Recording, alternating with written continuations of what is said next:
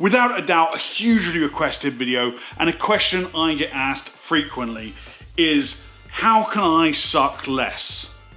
I'm sorry, that's how can I suck less gas while scuba diving? Well, you're in luck, because if you scuba dive like a pissed off dragon and you deplete your gas faster than you would like, I've got 5 tips and techniques to help you make your scuba dives last longer.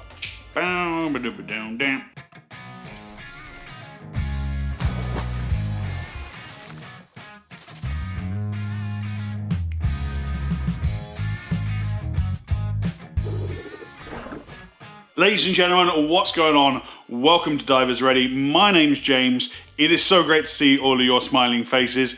If you're new to the channel, please make your next dive on that subscribe button. It really helps us out because we make videos with one simple goal in mind, and that's to help make you a better scuba diver. Like, for example, this, where we're going to give you my top 5 tips for helping you enjoy longer dives by making your gas last longer. Now you notice I'm going to say gas a lot instead of air because the same tips and tricks apply regardless of what your breathing medium is, if you're on nitrox or trimix. You know, until you get down to the real nitty gritty and the deeper end of technical diving and you look at gas, it doesn't matter. Like, that's not what we're talking about. We're talking about recreational diving. What can you do to enjoy longer, more enjoyable dives? As you've heard me say in other videos, breathing together with buoyancy, trim and propulsion make up the 4 core skills of scuba diving. It doesn't matter if you're diving freshwater or salt, or you're in side mount or back mount or open circuit or closed circuit, whatever your diving profile is, all 4 of those skills need to be mastered in order for you to enjoy longer dives. But the reason that a lot of people judge their performance as a scuba diver based on their breathing is because out of those 4, breathing is the easiest one to measure because you've got your submersible pressure gauge. So you've actually got real data that you can run the numbers, figure out how much gas you used, and get a measurable performance index. It's very hard to measure in a quantitative way your trim or your buoyancy or your propulsion, but it's very easy to measure your gas consumption. In fact, we made a video how to calculate your SAC rate, that's surface air consumption, and I'll link that video up above. If you haven't checked it out, you're going to want to watch that video first because it's going to apply to what we're going to talk about in this video. So once you know your SAC rate, and maybe you've calculated it for a few different dives and you've got some sort of benchmark data points to work from, you're going to want to work to reduce that number. And the reason being that the lower your SAC rate, that means the slower you're breathing, right? The less gas you're passing in and out of your lungs, which means your tank is going to last you longer and you're going to enjoy longer dives.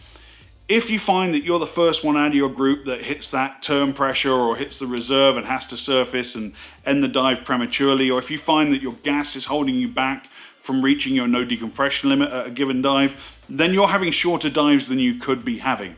So I've got 5 tips for you. We've ignored the obvious ones like, yeah, get some cardio in. Yeah, don't smoke. Obvious. These are more of the scuba based tips. So let's dive in, starting with number 1, which is reducing or removing stressors. Oh, that stress, man, that is a killer. So this is really like 20 points I can give you right now. Go to bed early the night before a dive. Don't drink too much alcohol the night before a dive. Get the best sleep you possibly can.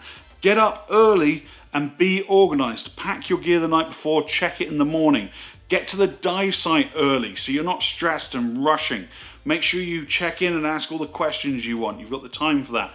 Get on board nice and early, set your kit up, check your kit and then double check it. And then you've got time to actively participate in the briefings. I can't tell you how many times the last people to the boat are still setting their gear up while the captain's giving the boat briefing and they're not listening to the boat briefing, which is going to cause them problems further down the line.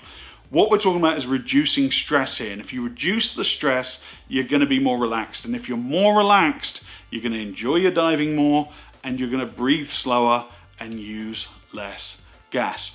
It's not rocket science, but every single time the last person on the boat who hasn't set their gear up and is panicking and rushing and stressing is always the first one back on board the boat because they've ran out of gas.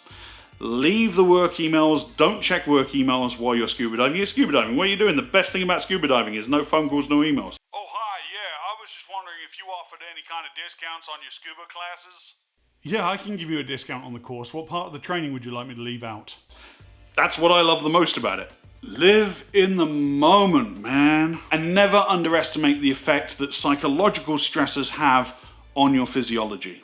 Tip number 2, minimize your waiting. Tom Petty said it best, the waiting is the hardest part. This is a really easy fix. Here's what I want you to do. At the end of your next dive, your tank is at the lightest it's going to be during that dive, right at the very end, just above of reserve pressure, and your wetsuit in the shallowest part of the dive is going to be its most expanded. So you're the lightest, most buoyant you'll be. Now start ditching your weight in small increments. 1 pound, 500 grams, fishing weights work really well for this, and see if you can stay neutrally buoyant. If you can, if you're handing weight over to your buddy and you're staying neutrally buoyant at the safety stop, you were overweighted, my friend. Now, what's the problem with that and how does it affect your breathing? If you are overweighted, every kick you make, you have to create more thrust to plow yourself through the water. In addition to that, you also need to add more air to your BCD, which increases your volume, which again means you have to work harder to kick through the water. And both of those things mean you're overexerting yourself, and overexertion means you're overbreathing. So you always want to dive with the minimum amount of weight, and yes, that has a significant effect on the amount of gas you consume. Point number 3 is perfecting your buoyancy. Okay, so we've fixed your weighting, now we need to fix your buoyancy. And make no mistake about it, buoyancy is always a work in progress. It's always a work in progress for me. You can always be better at it.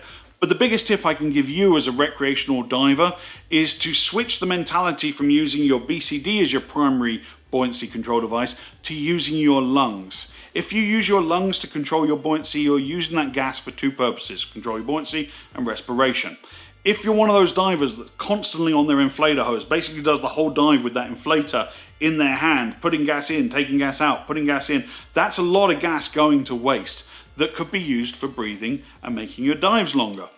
Look at your BCD as a set it and forget it item. You make a descent on a dive, you put a little bit of gas in, enough to become neutrally buoyant at the start of the dive, and then you stay where you are, you're neutrally buoyant. So if I need to make adjustments, I breathe in, I go up. I breathe out, I go down.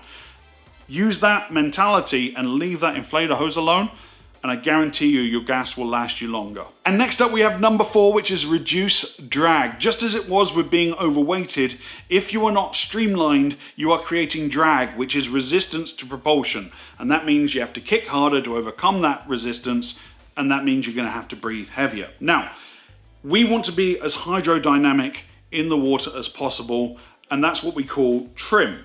Trim is twofold. Number 1, you need to be in a good body position. You can't be flailing your arms out. You need to have your head in a nice neutral position, and you need to make sure that when you kick, you move in the direction that you're intending to move in. Second is optimizing our gear to be as drag-free, if you will, as possible. So that includes things like optimal hose routing, so we don't have these big loops of hose in the water columns, and that all of our accessories are tucked in and snug, our gauge is tucked in, and that we, have the optimum fins for the profile that we're doing, that our weight is evenly distributed. All of these things apply to having good trim.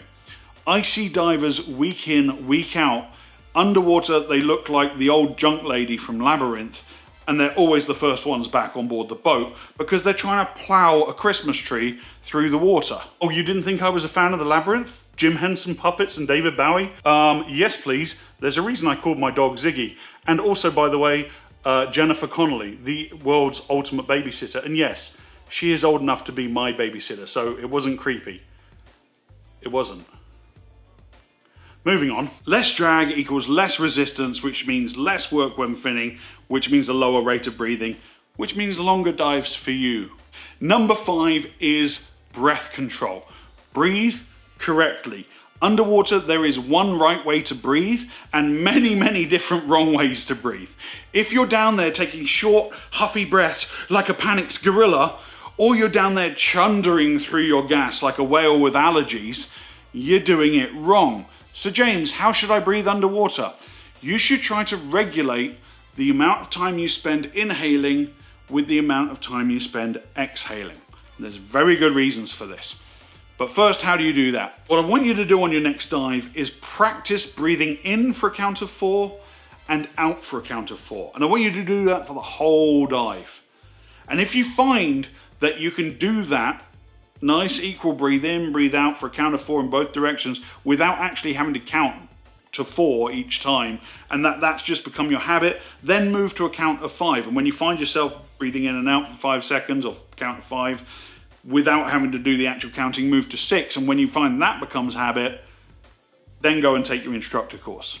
But why, James? Why do we want to balance our inhales with our exhales? Well, very simply, carbon dioxide. The mammalian breathing reflex is triggered by the buildup of carbon dioxide, not our need for oxygen. It's actually the buildup of our waste product that triggers us to breathe. Now, if you breathe in for an equal amount of time that you breathe out, you're going to be cycling or flushing your lungs of carbon dioxide. Less carbon dioxide in your lungs means less triggers for you to breathe, which means you're going to breathe in that nice, relaxed, consistent pattern the entire dive and use less gas. Ladies and gentlemen, don't forget to hit that subscribe button if you haven't done so already. It really helps us out. Each and every one of you warms the cockles of my heart, and it's the reason we keep making these videos. If you enjoyed this video, if you learned something from it, give it the old thumbs up. And if you have a regular group of divers and one of them breathes like a pissed off dragon, maybe you might want to share this video with them. Can't hurt, right? I made it as much for them as I did for you. I ask for so little. Just let me rule you, and you can have everything that you want. But until next time, ladies and gentlemen, my name's James. This was your Divers Radio video for this week. You know how it works by now. There's some of our back catalogue you can check out, and I'll see you on the next one. Dive safe, dive often.